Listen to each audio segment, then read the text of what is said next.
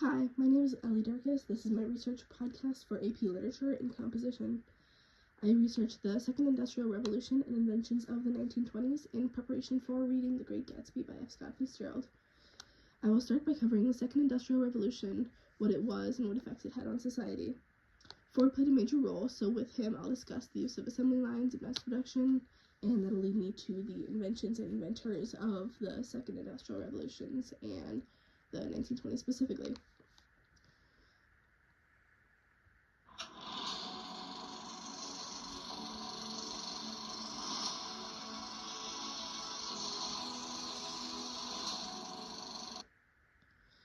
The Industrial Revolution was a period of rapid growth in the manufacturing world. The name given to the latter half of the revolution was called the Second Industrial Revolution. This was defined by mass production, standardization, and electricity. Mass production was a result of the use of assembly lines. Assembly lines are a method of manufacturing defined by a process being segmented into many stations with a single group only contributing to a small portion of the result.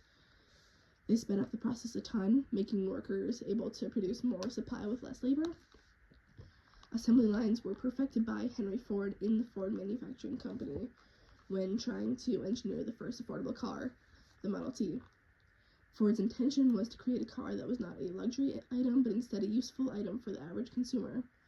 Because assembly lines optimized output-labor ratio, and cars were produced at an incredible rate, the Model T could cost much less than other cars which were manufactured without the use of assembly lines. Time taken to make the Model T was reduced from 12.5 hours to only 93 minutes. In turn, he was able to double the wages of all his employees in order to keep his workers around for the repetitive, boring work of doing a small task over and over. He wanted to prevent the worker turnover rates caused by people being so tired of this super boring, repetitive career and make it worthwhile for them to just stay working at this place. Now, standardization is the practice of using identical pieces for building something in an industry. Standardization was the go-to method in the use of assembly lines, somewhat rooted in the practice, because every station along the assembly line perfectly crafted the same small item or placed the piece perfectly where it belonged over and over and over.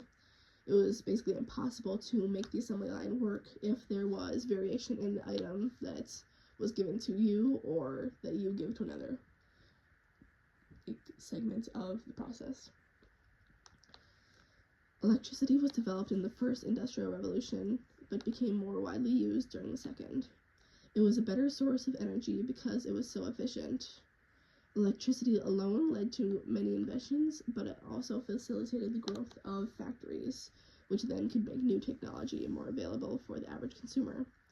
So inventions related to the growth of electricity are like the light bulb in 1879, the telephone in 1876, the internal combustion engine in 1886, the automobile also in 1886, the airplane in 1903, the radio in 1895, plastics in 1907, canned food in 1809, a cash register in 1883, a typewriter in 1867, a camera in 1888, the phonograph in 1877, and the movie in 1895.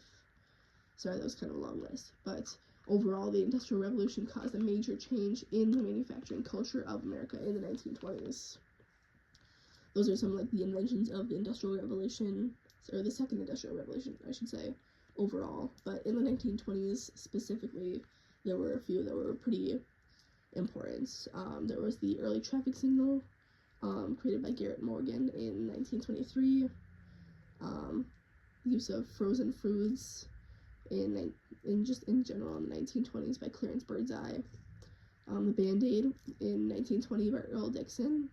He was actually a Johnson & Johnson employee, and he wanted to have like a quick fix for small wounds that like didn't like interrupt somebody's day. You know, it wasn't like a huge process to help somebody who was like just had like a small cut. I think that he made it for like his wife, who used to like cut herself a lot like in the kitchen, and he thought that this was like a good fix to that. In 1922, Ralph Samuelson created water skiing as a sport, but he also created the water skis. Stephen J. Poplawski in 1922, he created the electric blender. And along with that, Philo Taylor Farnsworth in 1927, he created the electronic television. And it's important that like we moved to the electronic television, whereas like we already had the mechanical television. It just, with like the use of electricity, it made the television more useful for the average consumer. You know, it wasn't a inconvenient, costly item. And like this, you like by like the growth of like the regular consumer having a TV or a television, it was able to lead to this boom in media. I think that the 1920s is considered like the golden age of media and television, because it was when everything was new and just a lot of super interesting, and people were like learning a lot more about what they could do with this new type of media. Lastly, the vacuum cleaners were made more efficient throughout the 1920s. This made just cleaning less of a hassle for the average consumer as well, you know, compared to like how vacuums had been. You know, I think that in the 1920s they were improved by using disposable bags and dirt agitation. So like the average consumer, like they would have like a much better time like actually like being able to use the vacuum easy peasy without it being a long process. Yeah, and then that's all like the inventions that I was able to find. So for the inventors of the Second Industrial Revolution, I found like the top three that I found were Henry Ford, Alexander Graham Bell, and Thomas Edison. They have like these like very important inventions. So Henry Ford, like he created mass production. We did kind of talk about that, you know. It led to like basically like all of our manufacturing processes in modern day. You know, his revolution in like the assembly line and stuff was extraordinary. It was an insane boom in the growth of the world. Alexander Graham Bell, he created the telephone. The telephone, it was very important because it facilitated like long distance conversation. It created a more social culture and kind of led to like a lot of technology that has kind of formed us today. You know, right now social media really has formed the culture of the world, you know, like because of the fact that I can communicate with somebody who is in, or like I have like access to an understanding of like the daily lives of somebody who's like in Chicago. Like it's really like affected our world, you know, that like long distance conversation possibilities. Sorry. Then Thomas Edison, he had like a lot of inventions. He made the electric light bulb. Again, like with like the use of electricity, electricity led to a lot of important inventions. So the light bulb, it was a new thing even in the 1920s.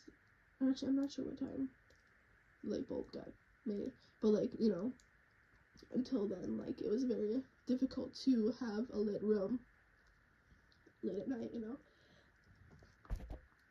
Yeah. Then the phonograph, that was another invention by Thomas Edison.